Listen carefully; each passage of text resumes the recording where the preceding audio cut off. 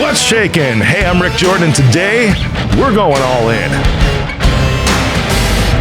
This one is for everyone out there, all my people who are just feeling overwhelmed and like you can't get ahead because you got just so much on your plate right now and you feel like you constantly get pulled in 10 different directions. A lot of this could have to do with work or with your business or even just like keeping your house in order. But today, this is a shout out to you. I went to ClickFunnels or Funnel Hacking Live, right, a little while ago, and it's the first time I ever saw Jocko speak in public. You know, I've listened to his podcast, awesome show, by the way, and I think you should listen to it. But he had some tips that I wrote down. I'm like, man, these are beautiful, especially when it comes to business, especially when it comes to work, especially when it comes to like prioritizing your life.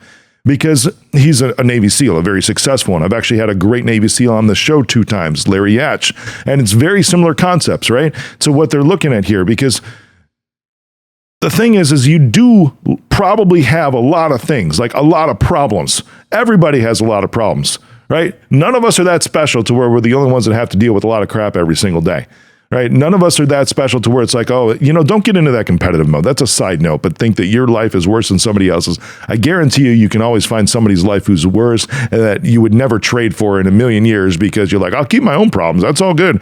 But your problems, I get it in the moment because I feel the same thing a lot, is that you've got a lot of them and you feel like you're getting pulled and you're not getting anything done whatsoever. The problem that you probably haven't realized yet is that you're trying to solve all of them at once.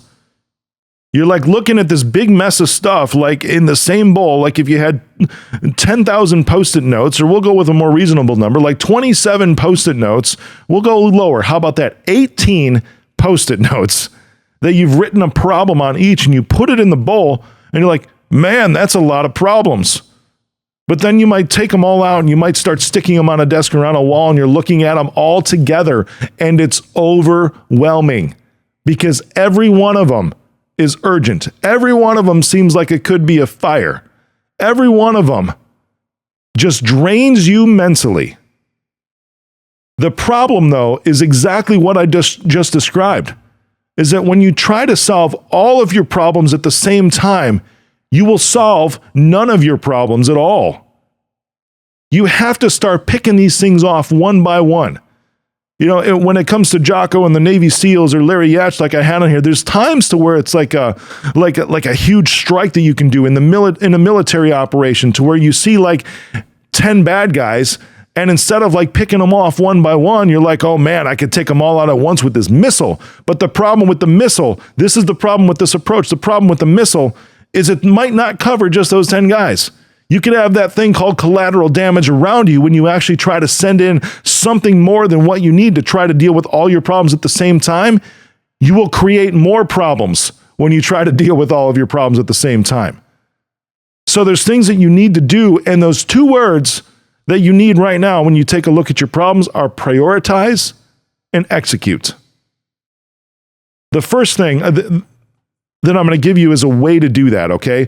It comes from a former board member of mine who is amazing, and this is something that has stuck with me for the last several years, would always tell me, it's like, Rick,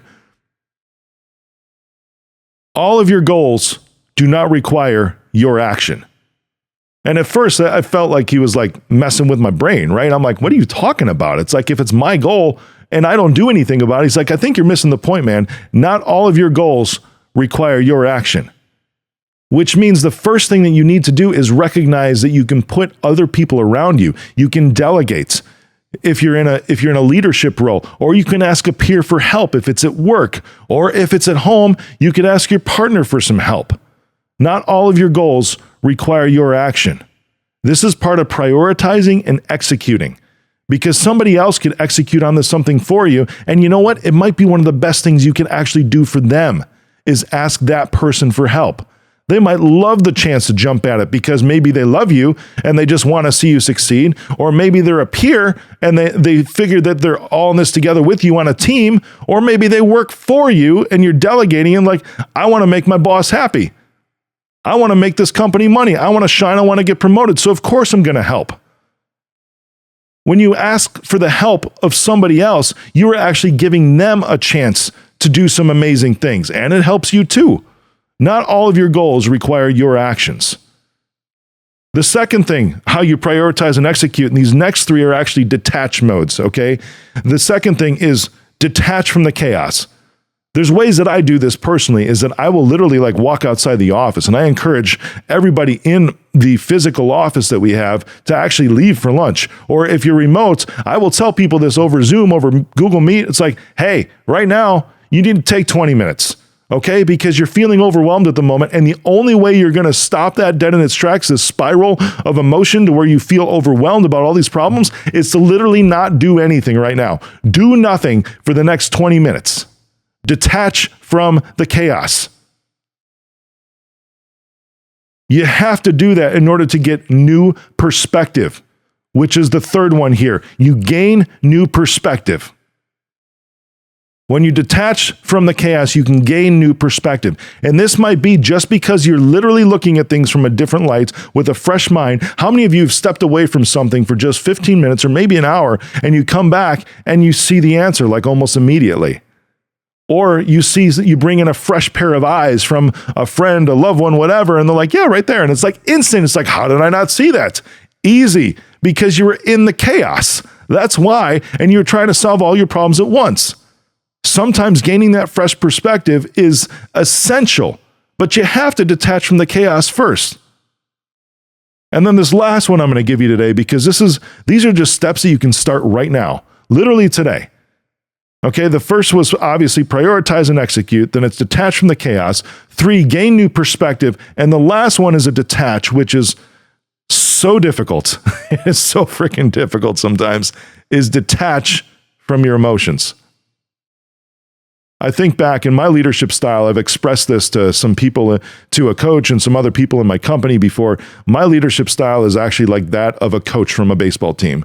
I played baseball for 9 years, and to me, it's like everybody has their position, right? And everybody can actually back up people, meaning like if there's a ground ball that gets hit right to the first baseman, what'll happen is a second baseman will actually like run behind that person just in case they miss it as backup. It's pretty cool how they shift like that. Or if there is a fly ball, this is beautiful. If there is a fly ball to the outfield and you've got the left fielder and the center fielder and it's hit right between them, we used to do something which happens all the time still in baseball where you just yell out, "I got it." That is assuming responsibility for what's coming at you. And that way somebody else can be like, all right, they just took complete responsibility for that. I'm just going to back that person up. It's amazing, but the only way to do this stuff is detach from your emotions, because you might think, oh my gosh, there's a runner on first, there's a runner on third. What can I do? If I don't perform, we're going to lose. Or if I've got all these problems around, if I don't do this, our whole team's going to fail. If I don't do this, I'm not going to make money. That person just pissed me off because of the way that I think that they talk to me. And I think that they're asking too much of me. My boss is asking too much of me right now. You know what? That person who works for me is not performing. I don't get it. Why are they so freaking stupid? You start to go down this rabbit hole of emotions, and then nobody can get each other's back because nobody is saying, I got it. The only way that you can say I got it is if you detach from your emotions and you start to prioritize and hit one thing at a time, because it is impossible, it is absolutely impossible to get 14 fly balls at the same time. It's impossible to work on those 18 Post-it notes in your bowl or on your desk or stuck to your wall at the same time. Start to trust your people. Start to ask for help from other people in your life. Relationships, if it's a partner at home, or if it's people that work for you, or maybe from your boss and you're saying, I can't get this thing done because I don't have time. Can you send me some more help? Mayday, mayday, I need some assistance here, please, because I've got all these problems and I know that I need to prioritize. That's the only way you're going to get all your problems accomplished, because when you try to solve all your problems at the same time, you will solve none at all.